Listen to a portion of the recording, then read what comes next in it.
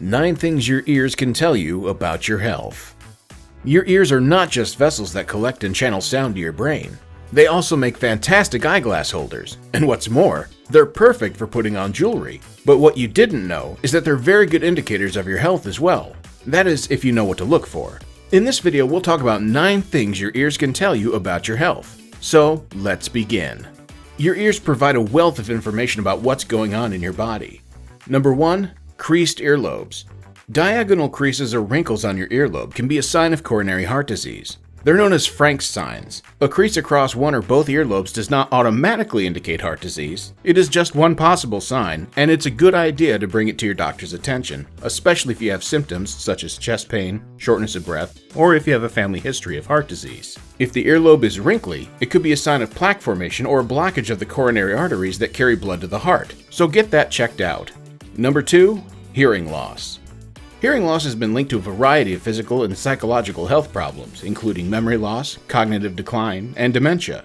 According to researchers, people with moderate hearing loss are 3 times more likely to develop dementia than people with normal hearing. Wearing hearing aids is the best way to avoid complications from untreated hearing loss, as they reduce stress on the brain. Diabetes can also be detected by your ears. According to recent studies, diabetic patients are more likely to lose their hearing than non-diabetic patients. Diabetes increases the likelihood of chronic ear infections, and the severity of these infections is also increased. If you are experiencing severe ear infections and hearing problems, you should consult a doctor and have your blood sugar level tested. Number 3. Single-sided deafness. Hearing loss that affects only one ear is much less common than hearing loss that affects both ears. It's usually caused by trauma, infection, or an accumulation of fluid in the inner ear. It could also be the result of an acoustic neuroma, which is a type of tumor. Though usually harmless, this tumor can grow large enough to press against the auditory nerve in the inner ear, resulting in single-sided deafness. Acoustic neuroma can also cause imbalance, tinnitus, and facial drooping or weakness. Number 4. Tinnitus. This ringing in the ears is a widespread problem that affects 1 out of every 4 people to some degree. It's a symptom rather than a disease, the result of an underlying medical condition. Possible causes include hypertension, cardiovascular disease, hormonal changes, Meniere's disease, and tumors. Tinnitus should always be evaluated by an audiologist to rule out any serious underlying condition. Tinnitus, or ringing in the ears, can be a warning sign of more than 200 diseases. However, it usually indicates that your body is experiencing high anxiety, hypertension, or depression. Although it's extremely rare if the ringing becomes consistent, it may indicate the development of a brain tumor. Number 5. Itchy ears. Itchiness in the ears is not normal. If it lasts more than a few days, you may have a fungus or eczema in your ears. The fungus may cause a white, cheese-like discharge, and eczema is frequently accompanied by white flakes and a red ear canal. Scratching your ears to relieve itching makes them more vulnerable to fungal infections, so try to avoid doing so. If the wax in your ears becomes flaky, this could indicate eczema. Once the cause of your earwax flakiness is determined, treatment is simple. However, if this type of earwax becomes consistent and is accompanied by ear pain, it may be a sign of a psoriasis infection. Number 6. Sticky earwax. Earwax is a natural byproduct of the ears that usually does more good than harm by keeping bacteria and other particles out of your ear canals. However, due to a mutation, earwax with a wet and sticky consistency may indicate a higher risk of breast cancer. If there's a family history of breast cancer, keep an eye out for wet, sticky earwax. Number 7.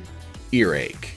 If your ear's been aching, it's most likely due to an ear infection caused by a cold, allergies, or an impacted earwax. An earache could also indicate something completely different, such as a toothache or jaw ache, pain from an infected piercing, or even a terrible sore throat. Pay close attention to your ears and investigate the source of the pain.